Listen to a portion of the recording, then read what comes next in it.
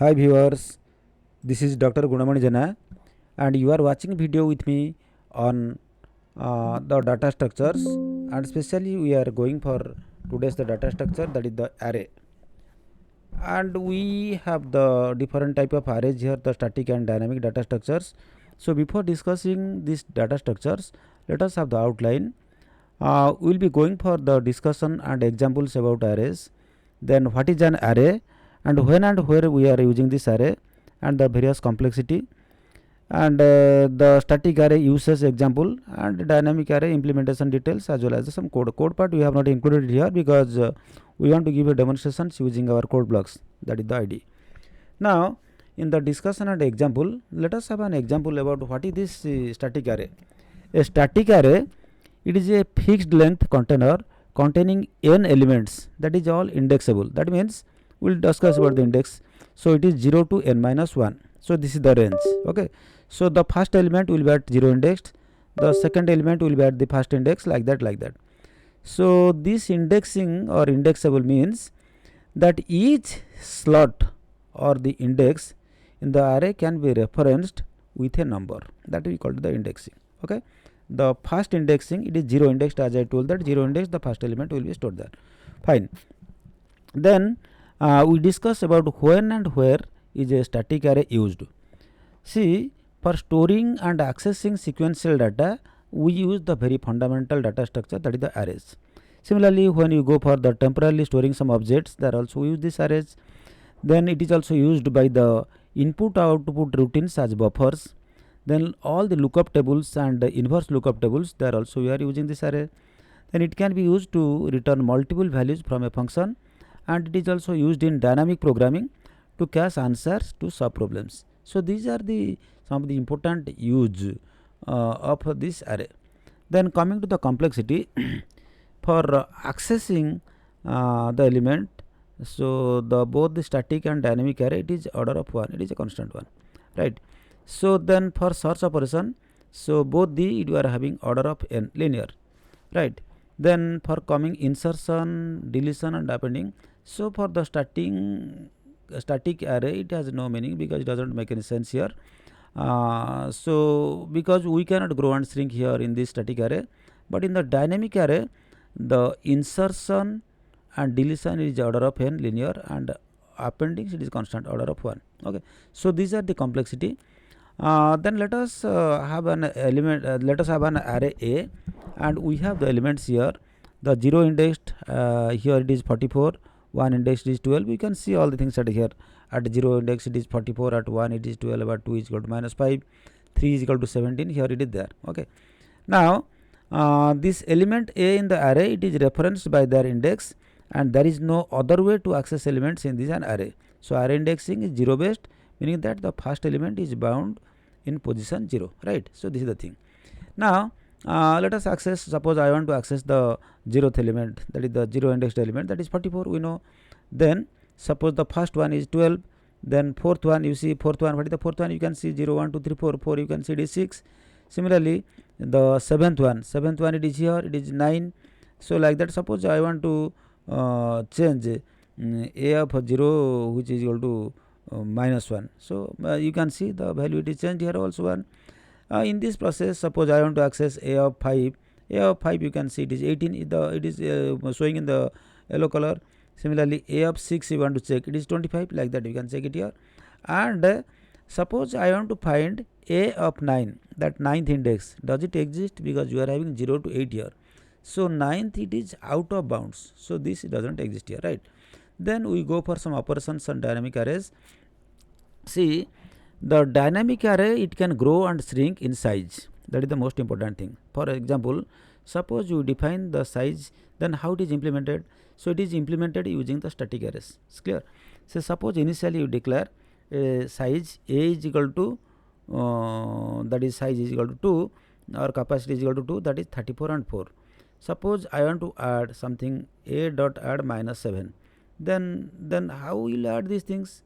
By how, in the dynamic array, how will implement this thing? Because you added here minus 7, there you want to add 34, you added 34, you want to remove 4, you remove it. This is, you cannot do it like this because the capacity is 2, then how you will add it things, that we will discuss. Now how can we implement a dynamic array? The one is to use a static array only, and we create a static array with a initial capacity, and then we go to add on element. So when the capacity exhausts, then what you have to do, just while you are inserting, keep track of the number of elements you are inserting. Suppose capacity is 2, then you can insert maximum 2. If you want to insert the third one, then what you need to do, what is the capacity of this array, you make it double, because initially it has 2, I made it 4. So now you go on inserting, and you remember how many you are inserting. Suppose 4 existed, then what you have to do, make it double, that make it 8.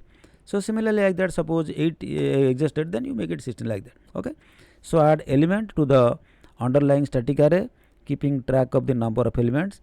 Then if adding another element, it will exceed the capacity. Suppose it exceeds the capacity, then create a new static array with twice the capacity and copy the original element into it. Then you go on adding the new one until it is existed. Then this is the procedure you have to follow. Then we talk about the dynamic array. Dynamic array, how to do?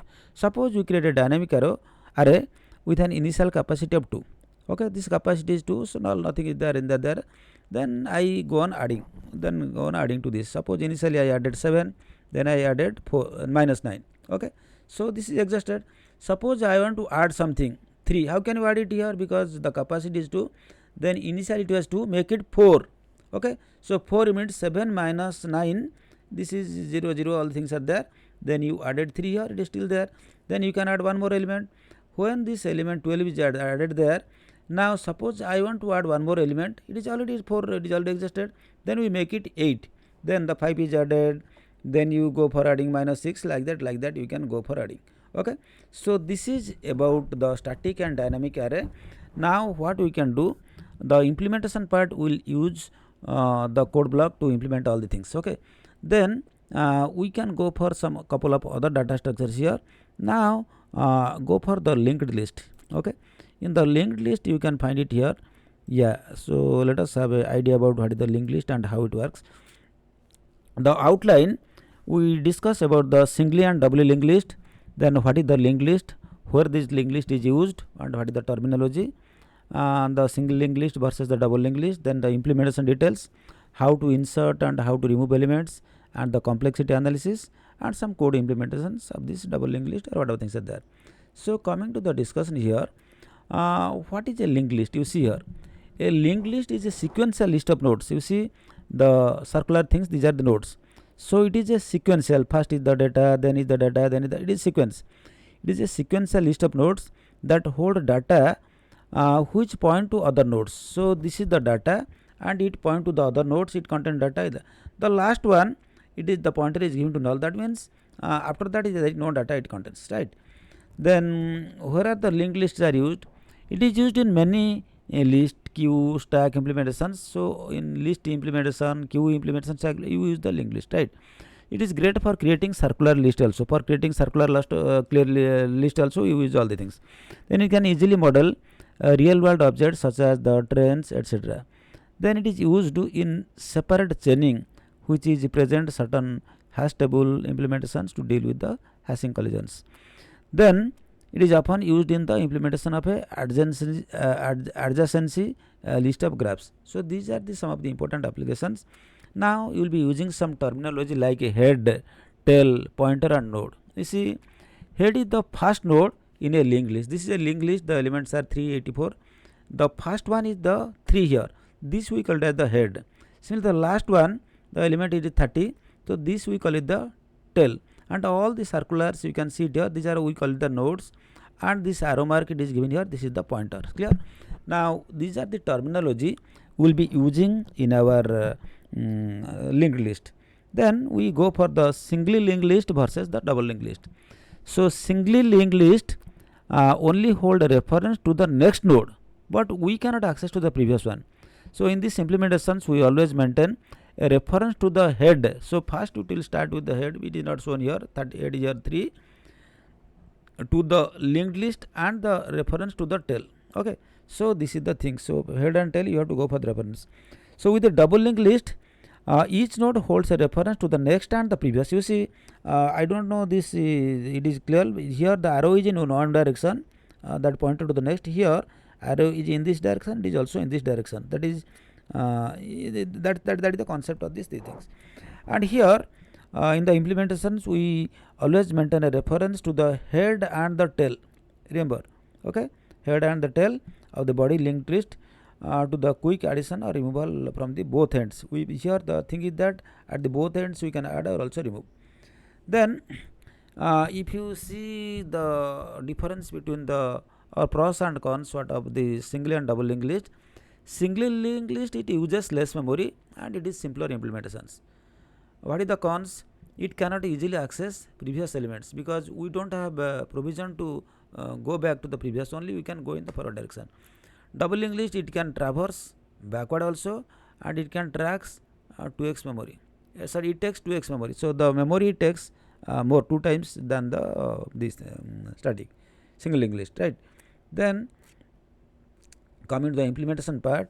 So suppose I want to insert some element 11 where the third node is. Okay, now it is a single linked list, as I told you that you can see the first node 5 we call it the head, the last node is 13, that is a tail, means that means after that there is no nodes, no elements are there. Okay, so now what we need to do, first of all we start the traversal from this head. Okay, then he is telling insert 11 where the third node, this is not the third node, then in the 0 first like that, this is the third node. So first node was 5, second node was 23, third node is 7, and he is telling insert 11 where the third node is. Then when I have to insert all this, then what you need to do, then we put a pointer from 11 to 7. Okay, then what you need to do, then we because we have to insert all the things now, then we create a pointer from 23 to 11, that is the 23 is just it was before the 7. Okay, and I want to insert 11 in the third one, right? So then third means it is between 2 and 3, the third one it will come. So then what we do it there, then reorient and rearrange all the things. So first is 5, second is 23 and third is 11, the remaining are all things. You got it now? So this is how we have gone for the single linked list. So inserting in the double linked list, see double linked list what do, suppose I want to insert this 11 here, what do you do, head is the first element is the 5 and the tail is the 13. Okay, you can clearly see it here. So now go for the traversal from the head, then you go to the second element, then here we have to add, here you have to add. Okay, that means between 23 and 7 I have to add 11. Then what do you do, first of all we put a pointer from 11 to 7, put a pointer from 11 to 7. Then what you do, you have to put a pointer from 11 to 23 also, 11 to 23, fine.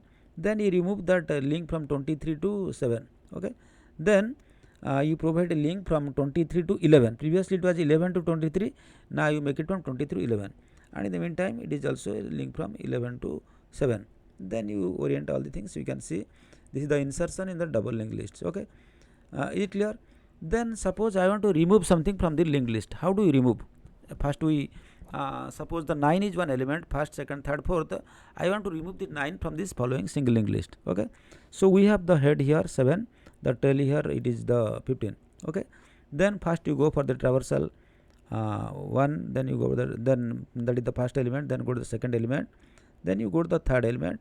In the third element, because I want to remove 9, so it is not the thing, then you go for the traversal, that is the 9 is the fourth element, then this one you want to delete. Then if you want to delete, what you need to do, first of all temporarily you store it here there, then what is there, you go to traversal to the tail, then you link from third to fifth, or from the, that is the 4 to 15 it is there, you are putting it there.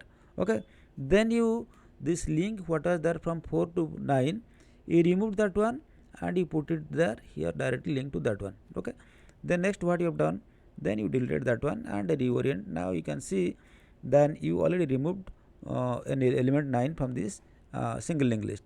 Similarly removing from single linked list, remove 9 from this following, it is already done, I think you have shown you, traversal. Okay, the same thing you have gone on. right? So then you go for the complexity analysis. Here in the search operation, whether you go for the single linked list or the double linked list, the search is order of n linear. Then insert at head, it is order of 1, it is constant. Insert at tail also, it is order of 1 order. It is both for single and double linked list, fine. Then complex the removal at head, it is order of n for single list as well as the double linked list. Removal of tail, that is order of n, and but in the double linked it is order of 1, right? Then remove in the middle, here it is order of n, here it is also order of n. Okay, so now we go for the next one, that is the circular linked list. The circular linked list is a linked list where all nodes are connected to form a circle and there is no null at the end, and a circular linked list can be a singly circular linked list or it can be double circular linked list, right? So let us see the example here. So the head is here and the end is there here, but instead of pointing to the null, it is pointing to the first one here. You can see it is coming back here. Okay, and there is a link from this point to this one, there is link from this point to this point, and there is link from this and other thing. Is it clear? Then advantages of this circular linked list. So any node can be a static node, because there is no static node, any node can be a static node, and we can traverse the whole list by starting from any point. That is one of the advantages. We just need to stop when the first visited node is visited again.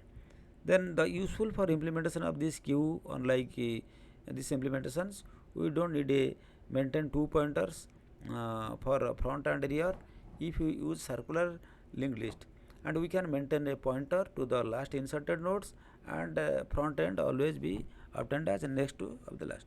Okay, so these circular lists are useful in applications to repeatedly go around the list, and for example when multiple applications are running on a PC, it is common for the operating systems to put the running applications on a list and then to cycle through them and giving each of them a slice of time to execute, and then making them wait while the CPU is given the to another applications.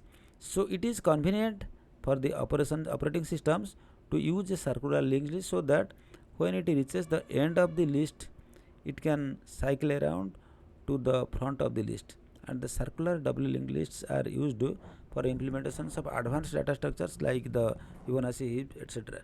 Right. So this is all about these things. I hope this video will be useful to you, and if you like this video, then you please share with your friends, and also don't forget to subscribe, and please take care of your health and have a good day. Thank you for watching this video once again. Okay, so and the next video will be going for the implementation of stack and queue. Till then, goodbye. Thank you for watching this video.